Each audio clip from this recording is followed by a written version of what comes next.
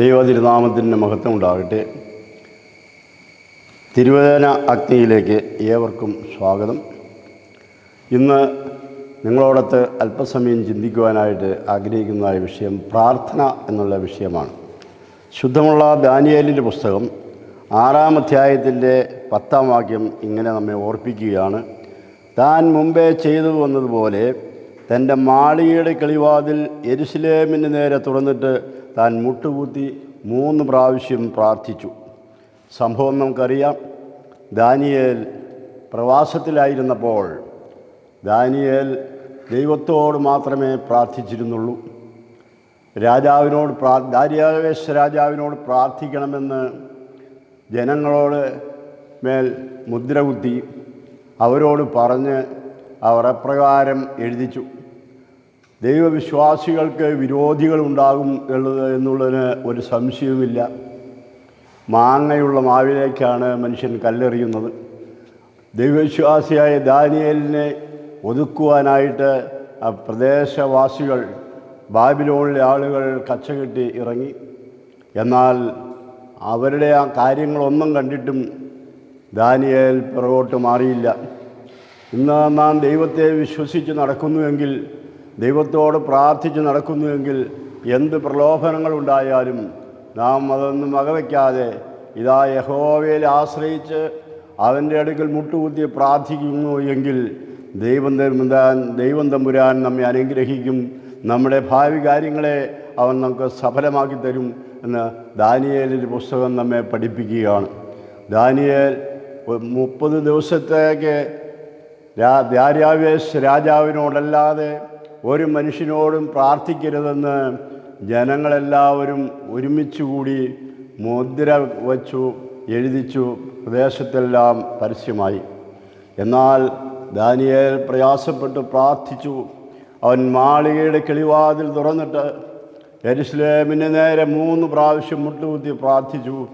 ഇതാ അവരോട് എതിർത്തവർ ചെന്ന് രാജാവിന് വിവരമറിയിച്ചു. രാജാവ് ദാനിയേലിനെ വിളിപ്പിച്ചു. ഞാൻ യഹോവയോടല്ലാതെ ആരോടും പ്രാർത്ഥിക്കുകയില്ല. എന്ത് ശിക്ഷ നൽകിയാലും ഞാൻ യഹോവയോട് മാത്രമേ പ്രാർത്ഥിക്കുകയുള്ളൂ എന്ന് പറഞ്ഞു. ആ ദാനിയേൽ തൻ്റെ പ്രാർത്ഥന അവസാനിപ്പിച്ചില്ല. അവൻ ദിവസവും ആദ്യം ചെയ്തു വന്നതുപോലെ 3 പ്രാവശ്യം മുട്ടുകുത്തി യഹോവയുടെ നാമത്തിൽ യെരുശലേമിന് നേരെ അവൻ പ്രാർത്ഥിച്ചു. 3 നേരം എന്ന് പറയുന്നത് വിശുദ്ധ വേദപുസ്തകത്തിൽ, ചരിത്ര പുസ്തകത്തിൽ അവൻ 7 നേരം പ്രാർത്ഥിക്കുമായിരുന്നു എന്നാണ് വിശുദ്ധ ചരിത്രം നമ്മെ ഓർമ്മപ്പെടുത്തുന്നത്. ഇടവിടാതെ ദൈവത്തോട് പ്രാർത്ഥിക്കുന്ന ഒരു മനുഷ്യനായിരുന്നു ദാനിയേൽ. എന്നാൽ അവന് സിംഹങ്ങളുടെ ഗുഹയിൽ ഇടുവാനായി അവർ മുദ്രപത്രം എഴുതി വാങ്ങിച്ചു. എന്തെല്ലാം കഷ്ടകാലങ്ങളാണ് വന്നിരിക്കുന്നത്. ശുദ്ധമുള്ള ഇയ്യോബിൻ്റെ പുസ്തകം 1-ാം അധ്യായത്തിൻ്റെ 5-ാം വാക്യത്തിൽ നോക്കുമ്പോൾ ഇയ്യോബ് തൻ്റെ മക്കളെ, എൻ്റെ മക്കൾ പാപം ചെയ്തു പോയോ എന്ന് വിചാരിച്ച് ബന്ധപ്പെട്ടു വന്ന് തൻ്റെ മക്കൾക്ക് ഒത്തവണ്ണം ഹോമയാഗം കഴിച്ചു എന്ന് വിശുദ്ധ ഇയ്യോബിൻ്റെ പുസ്തകം 1-ാം അധ്യായത്തിൻ്റെ 5-ാം വാക്യത്തിൽ നമ്മെ ഓർമ്മപ്പെടുത്തുകയാണ്. ദാനിയേൽ അപ്രകാരം തന്നെ ഇതാ വിശുദ്ധീകരിച്ച് കർത്താവിനോട് പ്രാർത്ഥിച്ച് യഹോവയോട് അനുഗ്രഹം വാങ്ങിച്ച മനുഷ്യനാണ് ദാനിയേൽ. ഇതാ അവനെ സിംഹക്കുഴിയിൽ ഇട്ടിട്ട് എന്ത് സംഭവിച്ചു എന്ന് നമുക്കറിയാവുന്ന കാര്യമാണ്. സിംഹക്കുഴിയിലിട്ട് അവൻ്റെ സിംഹങ്ങളുടെ വായ യഹോവയായ ദൈവം തൻ്റെ ദൂതന്മാരെ വിട്ട് അടച്ചു കളഞ്ഞു.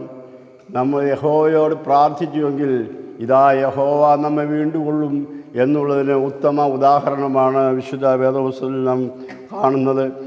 അപ്രകാരം ദാനിയേലിൻ്റെ പുസ്തകം 6-7 ദാരിയാവേശ രാജാവിനോടല്ലാതെ 30 ദിവസത്തേക്ക് ആരോടും പ്രാർത്ഥിക്കരുതെന്ന കൽപ്പന.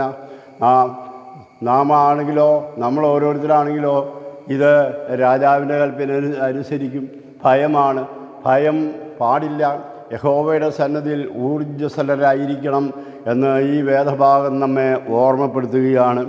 ദാനിയേലിൻ്റെ പുസ്തകം 3-ാം അധ്യായത്തിൻ്റെ 1 മുതൽ നോക്കിയാൽ നെബൂഖദ്നേസർ രാജാവ് ദൂരാ സമഭൂമിയിൽ ഒരു ബിംബത്തെ നിർത്തി.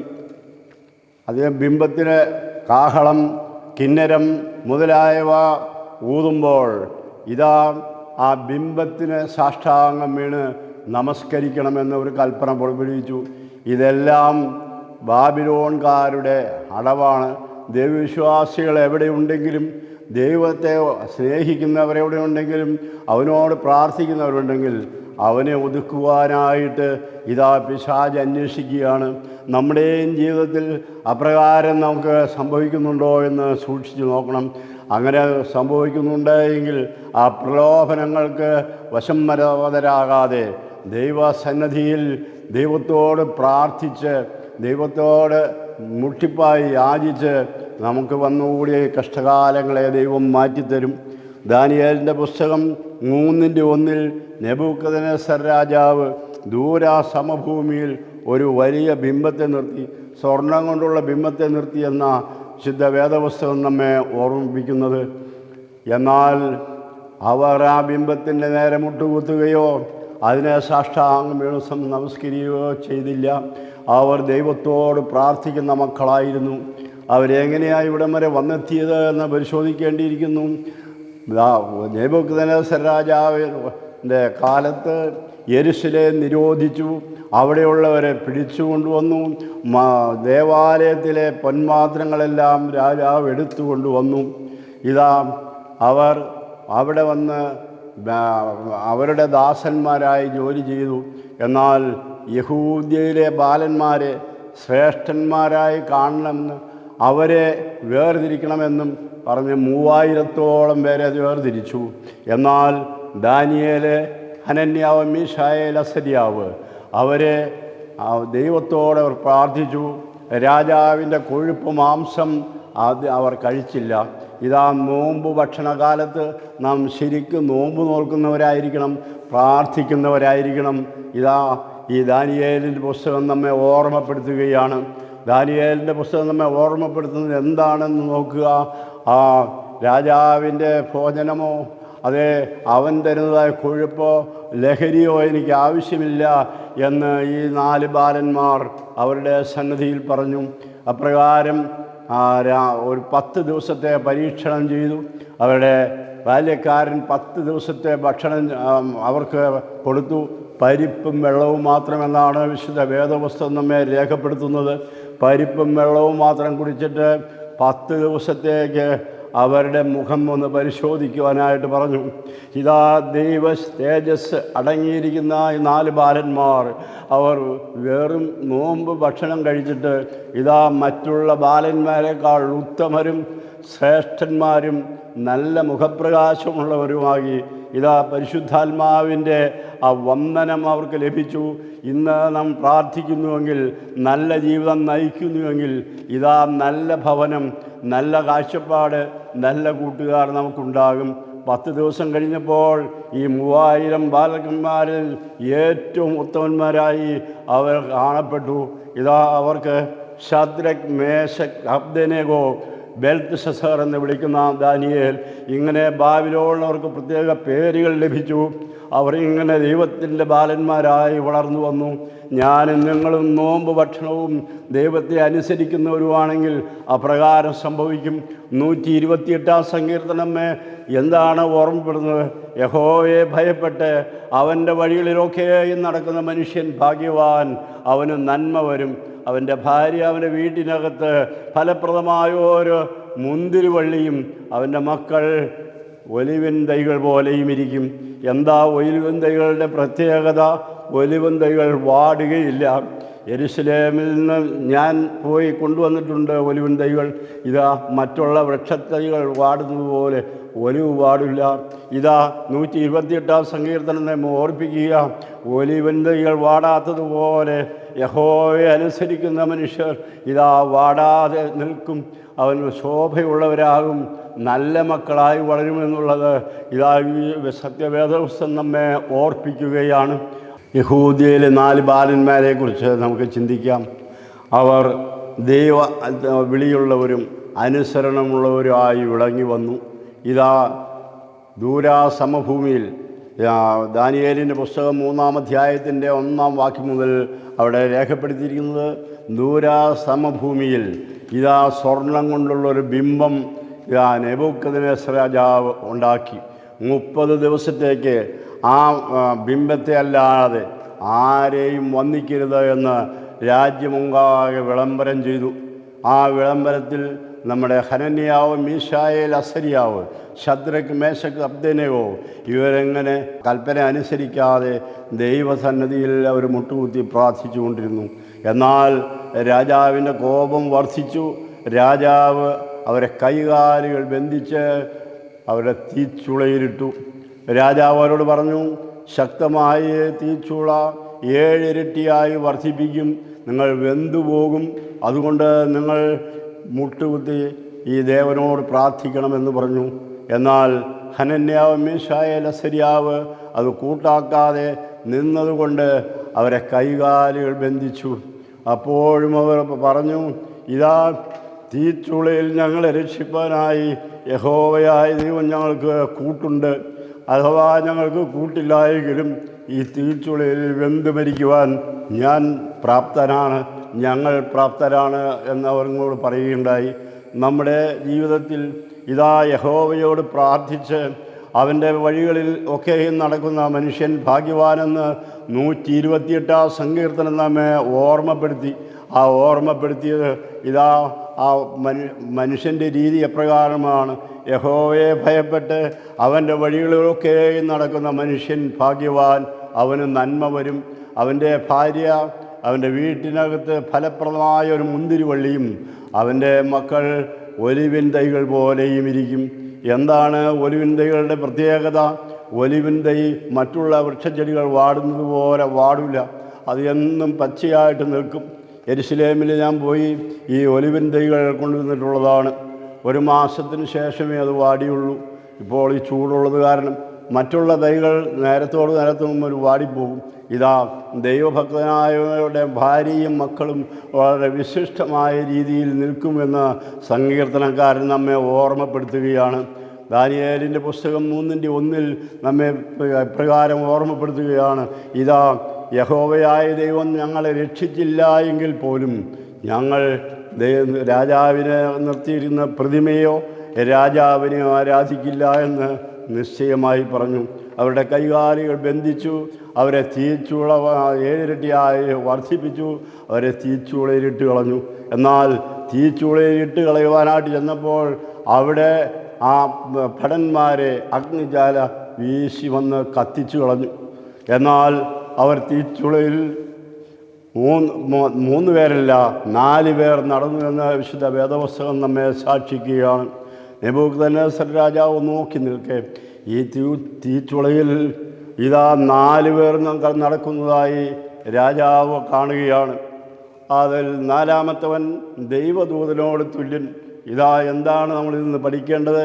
യഹോവയായ ദൈവത്തെ നമ്മൾ പ്രാർത്ഥിച്ച് അവൻ്റെ വഴികളിലൊക്കെയും നടക്കുന്ന മനുഷ്യൻ ഭാഗ്യവാൻ, അവനോടുകൂടെ ദൈവദൂതൻ ദൈവം വസിക്കുന്നുവെന്ന് നമ്മെ അവിടെ കാണിച്ചു തരികയാണ്.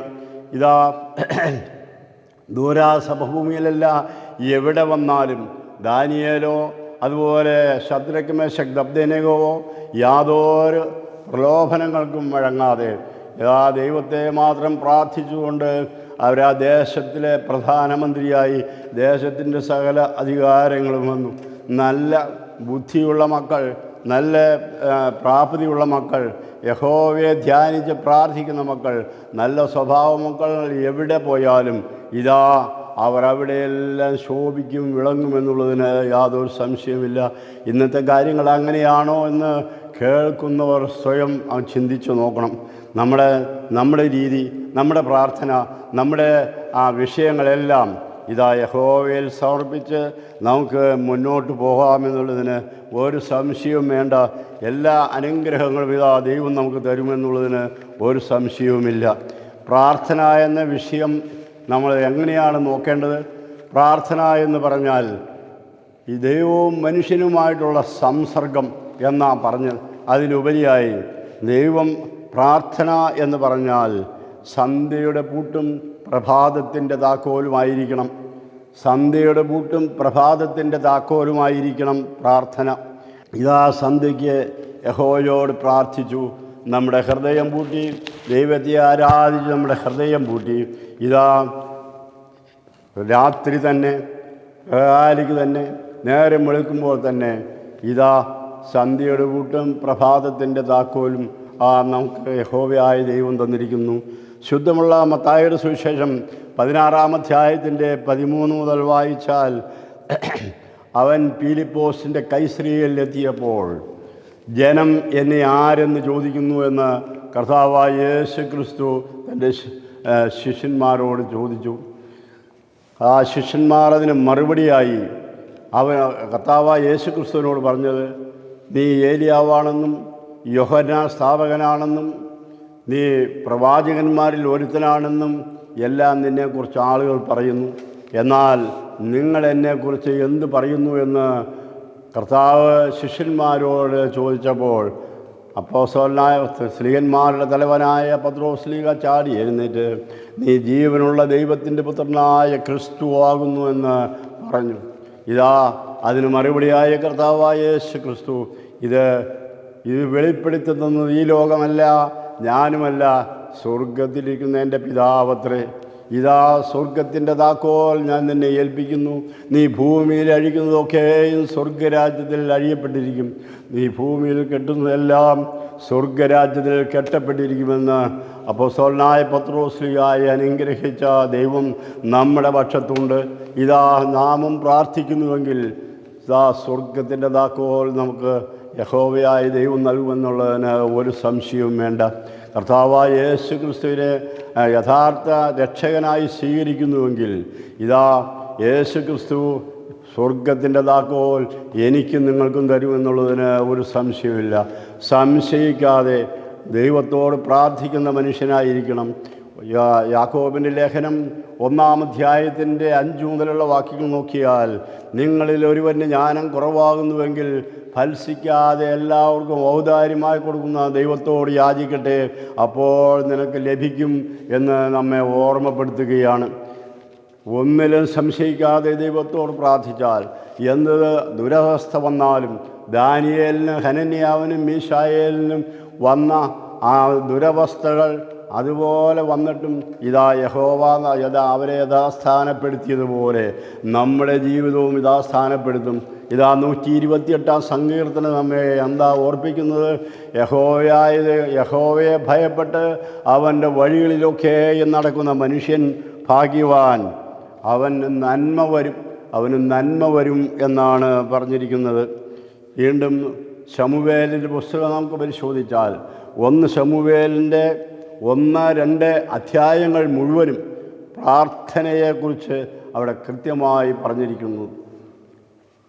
പ്രാർത്ഥന എന്താണ് എന്ന് അവിടെ കൃത്യമായി പറഞ്ഞിരിക്കുകയാണ്. ശമൂവേൽ എന്ന് ഒരു ദേവൻ, അവർ ഇസ്രായേൽ രാജ്യത്തിൽ അക്രൈസ്തവരായവർ പറഞ്ഞുകൊണ്ടിരുന്നത് ശമൂവേൽ ഒരു ദേവനാണ്, ഞാൻ യഹോവയോട് അപേക്ഷിച്ചു വാങ്ങിയെന്ന് അർത്ഥം വരുന്ന ശമൂവേൽ എന്ന് പേരിട്ടു. ആരാണ് പേരിട്ടത്? എൽക്കാന എന്ന മനുഷ്യൻ ഉണ്ടായിരുന്നു. അവന് 2 ഭാര്യമാരായിരുന്നു. യഹൂദന്മാരുടെ ആദ്യകാലത്ത് ബഹുഭാര്യത്വം സ്വീകരിക്കുന്നതായ ആ ദിനത്തിൽ ഈ ഹന്ന പെനീന എന്ന 2 ഭാര്യമാർ എൽക്കാനയ്ക്ക് ഉണ്ടായിരുന്നെന്ന് 1 ശമൂവേലിൻ്റെ പുസ്തകം 1-ാം വാക്യം മുതൽ 1-ാം അധ്യായത്തിൻ്റെ 1-ാം വാക്യം മുതൽ. ഹന്നായ്ക്കോ മക്കളുണ്ടായിരുന്നില്ല, പെനീനായ്ക്കോ മക്കളുണ്ടായിരുന്നു. ഹന്ന ദൈവസന്നിധിയിൽ കഠിനമായി പ്രാർത്ഥിച്ചു. അവൾ വളരെ വ്യസനിച്ചു, അവൾ വളരെ ബുദ്ധിമുട്ടി യഹോവയോട് പ്രാർത്ഥിച്ചു. എന്നാൽ എൽക്കാന അവൾക്ക് ആവശ്യമായ എല്ലാം കൊടുത്തിട്ടും അവൾ തൃപ്തിയായില്ല. ദൈവത്തോട് അവൾ പ്രാർത്ഥിച്ചു. യെരൂശലേം ദേവാലയത്തിൽ നിന്ന് ഓഹരി കിട്ടുമ്പോൾ ഇരട്ടി ഓഹരി ഹന്നായ്ക്ക് കൊടുത്തിരുന്നു. ഞാൻ നിനക്ക് 10 പുത്രന്മാരേക്കാൾ നന്നല്ലയോ എന്ന് വിശുദ്ധ വേദപുസ്തകം സാക്ഷിക്കുകയാണ്. ഇതാ അത്ര സ്നേഹിച്ചിരുന്ന, അത്ര നന്നായി യഹോവയുടെ സന്നിധിയിൽ വർത്തിച്ചിരുന്ന കുടുംബമാണ് എൽക്കാനയുടെ കുടുംബം. ദൈവം അവരെ സംരക്ഷിക്കും, ദൈവം അവരെ സംരക്ഷിച്ചു. ഇതാ യെരുശലേം ദേവാലയത്തിൽ 2-ാം അധ്യായത്തിൻ്റെ 1-ാം വാക്യം നോക്കിയാൽ ഇതാ യെരുശലേം ദേവാലയത്തിലേക്ക് ഹന്ന കയറി ചെന്നിട്ട് അവൾ യഹോവയുടെ സന്നിധിയിൽ അവളുടെ ആത്മാവിനെ പകർന്നു എന്ന വിശുദ്ധ വേദപുസ്തകം നമ്മെ സാക്ഷിക്കുന്നത്. യഹോവയുടെ സന്നിധിയിൽ അവൾ മുട്ടുകുത്തി പ്രാർത്ഥിച്ചു, അവൾ നിന്ന് പ്രാർത്ഥിച്ചു. ഇതാ പരിശുദ്ധാത്മാവ് അവളുടെ മേൽ ആവസിച്ചിട്ട് അവളുടെ അധരങ്ങൾ അനങ്ങാതെ അവൾ തുള്ളിച്ചാടി യഹോവയോട് പ്രാർത്ഥിച്ചു, ദൈവമേ, വരുന്നയാണ്ടിൽ ഇതാ എനിക്കൊരു ആൺ പ്രജയെ ഇന്ന് ദൈവം എനിക്ക് തരുമെങ്കിൽ ഞാൻ അവന് ശമൂവേൽ, ഞാൻ യഹോവയോട് അപേക്ഷിച്ചു വാങ്ങിയെന്ന പേർ വിളിക്കുന്ന ശമൂവേൽ എന്ന് പേരിടാം എന്ന് പറഞ്ഞു. അങ്ങനെ അവൾ സമാധാനത്തോടെ പോയി. ഏലി പുരോഹിതൻ്റെ അനുഗ്രഹം അവൾ വാങ്ങി. ഏലി അവളോട്, നീ മദ്യവും മീനും കുടിച്ചിരിക്കുന്നു എന്ന് പറഞ്ഞു. എന്നാൽ യജമാനനെ, അങ്ങനെയല്ല, ഞാൻ എൻ്റെ ഉള്ളം ആത്മാവ് യഹോവയിൽ പകരുകയത്രേ ചെയ്തത് എന്ന് പറഞ്ഞു. സമാധാനത്തോടെ പോകാം, നീ ആഗ്രഹിക്കുന്ന കാര്യം ദൈവം നിനക്ക് സഫലമാക്കുമെന്ന് ആ ഇസ്രായേലിൻ്റെ പുരോഹിതനായ ഏലി പ്രവാചകൻ ഹന്നായോട് പറഞ്ഞു. ഹന്ന അനുഗ്രഹം വാങ്ങി പ്രാർത്ഥിച്ചു, അവളുടെ വീട്ടിലേക്ക് കടന്നു ചെന്നു. ഇതാ പിറ്റേ വർഷം യഹോവ അവൾക്ക് ഒരു പുരുഷ സന്താനത്തെ കൊടുത്തു. അവനാണ് ഹന്നായുടെ മകൻ ശമൂവേൽ. ശമൂവേൽ ആരായിരുന്നു എന്ന് വിശുദ്ധ വേദപുസ്തകം ശമൂവേലിൻ്റെ 1-ാം പുസ്തകം തുടങ്ങി വളരെ ഭംഗിയായി അവിടെ കുറിച്ച് വച്ചിട്ടുണ്ട്. അവൻ എത്ര ദൈവഭക്തനായിരുന്നു, അവൻ എന്തെല്ലാം കാര്യങ്ങൾ ചെയ്തു എന്ന് ഓർക്കേണ്ടിയിരിക്കുന്നു. എൻ്റെയും നിങ്ങളുടെയും മക്കളെ പ്രകാരം വരണ്ടേ, വളരെ ഭംഗിയായ രീതിയിൽ അവർ വളരണ്ടേ, ദൈവസന്നിധിയിൽ അവർ വളരണ്ടേ എന്ന് നോക്കണം. ഇന്നത്തെ മാതാപിതാക്കന്മാർ എങ്ങനെയാണ് മക്കളെ വളർത്തുന്നത്? അവർ ദൈവസന്നിധിയിൽ പ്രാർത്ഥനയില്ലാതെ ഇതാ സ്കൂളിൽ പോയി അവർക്ക് തോന്നിയവാസം. ഇന്നത്തെ ദിനപത്രങ്ങളിൽ എടുത്ത് വായിച്ചു നോക്കിയാൽ മക്കളെക്കുറിച്ച് വ്യസനിക്കുന്ന അവർ അനേകരുണ്ട്. അവരുടെ വളർത്തുന്ന രീതി, അവരുടെ വളരു വരുന്ന രീതി, ആ സന്ദർഭങ്ങളെല്ലാം വളരെ മോശപ്പെട്ടവയാണ്. എന്തെല്ലാം കാര്യങ്ങളായിരുന്നു പേപ്പറിൽ കൂടെ മക്കൾ വരുന്നത്. നേഴ്സിംഗ് വിദ്യാർത്ഥികളായ 5-8 പേര് ഒരു ബാലനെ കുത്തി മുറിവേൽപ്പിച്ചു. അവരുടെ ആ നേഴ്സിംഗ് പഠിത്തം അതോടുകൂടി അവസാനിച്ചു. നീ നിൻ്റെ മക്കളെ വളരെ ഭംഗിയായി വളർത്തില്ല എങ്കിൽ, ഇതാ ഹന്ന ശമൂവേലിനെ വളർത്തതുപോലെ നീ വളർത്തില്ല എങ്കിൽ, ഇതാ യഹോവയോട് പ്രാർത്ഥിച്ചു വാങ്ങിയില്ല എങ്കിൽ, ഇതാ മക്കൾ നേഴ്സിംഗ് വിദ്യാർത്ഥികളെ പോലെ കടന്നു വരുമെന്ന് നിങ്ങൾ ഓർത്തിരിക്കണം. മക്കൾ നല്ല മക്കളായി, ദൈവഭയമുള്ള മക്കളായി വളരുവാൻ തക്കവണ്ണം ദൈവം നമ്മെ അനുഗ്രഹിക്കണം. അതിനായിരിക്കണം നമ്മൾ വേദപുസ്തകം നോക്കുന്നത്. സൺഡേ സ്കൂളിൽ കുട്ടികളെ അയക്കണം, അവർ നല്ല രീതിയിൽ പഠിക്കണം. അതോടൊപ്പം ഡേ സ്കൂളിൽ അവർ മാതൃകാ മക്കളായിരിക്കണം. ഞാൻ സൺഡേ സ്കൂളിൽ പഠിപ്പിക്കുന്ന ഒരു അധ്യാപകനാണ്. ഇന്ന് മക്കളെ കൊണ്ടൊരു നിവൃത്തിയുമില്ല. രക്ഷിതാക്കളെ വിളിച്ചാൽ അവർ ഒരു കുട്ടിയോടെ ശകാരിച്ചാൽ രക്ഷിതാവ് അധ്യാപകനെ വിളിച്ച് ചീത്ത പറയുന്ന കാലം. ഇന്ന് മക്കൾ പറയുന്നതാണ് ഏറ്റവും വലിയ പ്രമാണം. ഇതാ ഒടുക്കം വരുമ്പോൾ മക്കളുടെ അനുഭവം ഇപ്രകാരമായിരിക്കും നാം ഓർക്കേണ്ടിയിരിക്കുന്നു. ദൈവം തമ്പുരാൻ നമ്മെ അനുഗ്രഹിക്കണം. ദൈവം തമ്പുരാൻ നമ്മൾ ശക്തമായി പ്രാർത്ഥിച്ചെങ്കിൽ മാത്രമേ ദൈവം തമ്പുരാൻ നമ്മെ അനുഗ്രഹിക്കുകയുള്ളൂ. നമ്മൾ കേൾക്കുന്ന വചനം, ദൈവത്തോട് പറയുന്ന വചനം അത് വളരെ ശക്തമായി പറയുന്നില്ല എങ്കിൽ ഇതാ ദൈവം നമ്മളെ അംഗീകരിക്കുകയില്ല. മർക്കോസിൻ്റെ സുവിശേഷം 10-ാം അധ്യായത്തിൻ്റെ 46-ൽ എപ്രകാരം പറഞ്ഞിരിക്കുന്നത്? തീമായുടെ മകനായി ബർത്തിമായി, യേശു നായക എന്നോട് കരുണ തോന്നണമേ എന്ന് അത്യധികമായി നിലവിളിച്ചു. യേശു തമ്പുരാനും ശിഷ്യന്മാരുമോട് കടന്നുപോയി എന്ന ഈ പുസ്തകം മർക്കോസിൻ്റെ സുവിശേഷം നമ്മെ ഓർമ്മപ്പെടുത്തുന്നത്. എന്നാൽ അവൻ അത്യധികമായി നിലവിളിച്ചു. യേശു നായക എന്നോട് കരുണ തോന്നണമേ എന്ന് അത്യധികമായി നിലവിളിച്ചപ്പോൾ യേശു തമ്പുരാൻ നിന്നു. ഇതാ ഹന്ന ഒന്ന് പ്രാർത്ഥിച്ചല്ല, അവൾ അനേക പ്രാർത്ഥനകൾ പ്രാർത്ഥിച്ചു. ദേവാലയത്തിൽ പോയി പുരോഹിതൻ്റെ അനുഗ്രഹം വാങ്ങിച്ചു. അപ്രകാരമെല്ലാം ചെയ്തു. ഇതാ ദൈവം തമ്പുരാൻ തീമായുടെ മകനായ ബർത്തിമായ്ക്ക് കാഴ്ച നൽകിയതുപോലെ ഹന്നായ്ക്ക് ഒരു പുത്രസന്താനത്തെ കൊടുത്തു എന്ന് വിശുദ്ധ വേദപുസ്തകം നമ്മെ ഓർമ്മിപ്പിക്കുകയാണ്.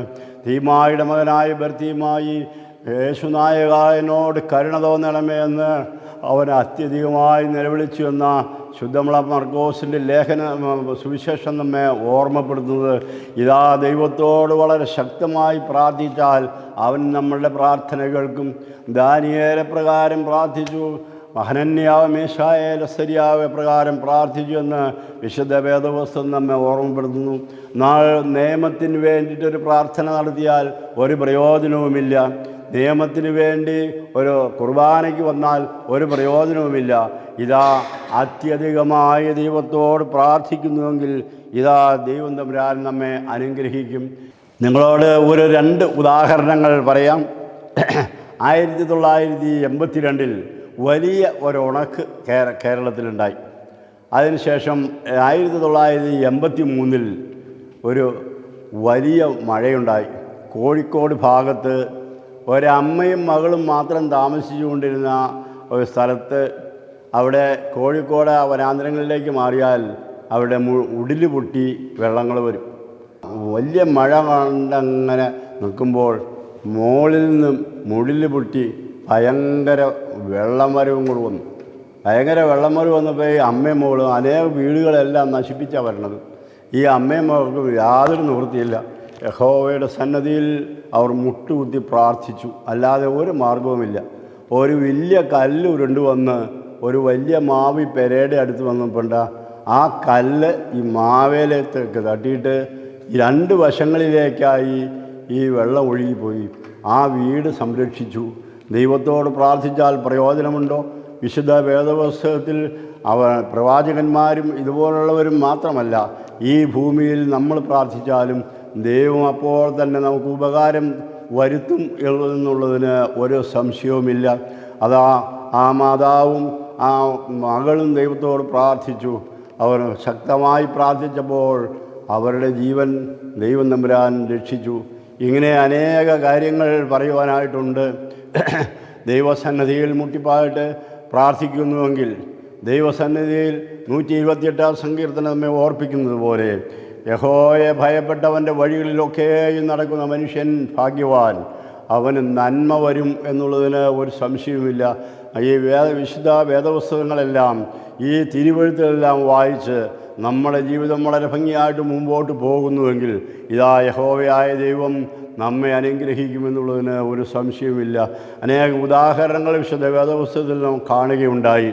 ഒരു ഉദാഹരണം കൂടെ പറയാം. കത്തോലിക്ക സമുദായത്തിൽ ജോൺ മരിയൻ എന്ന ഒരു പിതാവുണ്ടായിരുന്നു. അദ്ദേഹത്തിൻ്റെ ചെറുപ്പകാലത്ത് പ്രാർത്ഥന മാത്രമേ ഉള്ളൂ.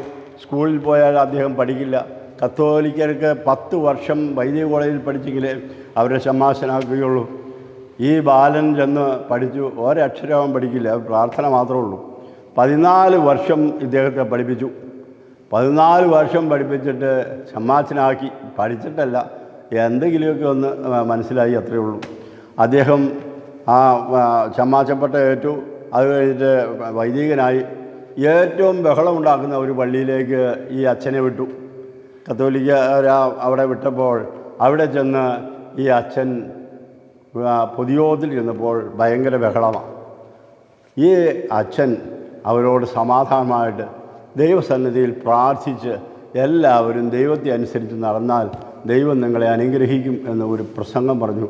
എല്ലാവരും വളരെ ശാന്തരായി. അതിഭക്തനായ ഈ അച്ഛൻ വളരെ പ്രശസ്തനായി വന്നു.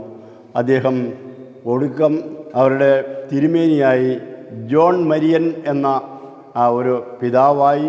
അത് ഇന്ന് നിലനിൽക്കുന്ന കത്തോലിക്ക സമുദായം വിശ്വസിച്ചുകൊണ്ടിരിക്കുകയാണ്.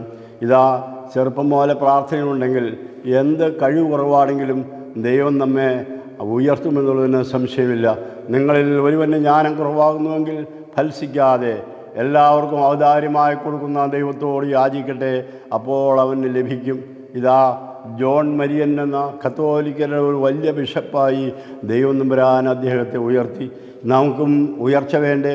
യഹോവയായ ദൈവത്തോട് പ്രാർത്ഥിച്ച് നമുക്ക് മുന്നോട്ട് കടന്നു പോകാം. അതിനായി നമുക്ക് പ്രാർത്ഥിക്കാം.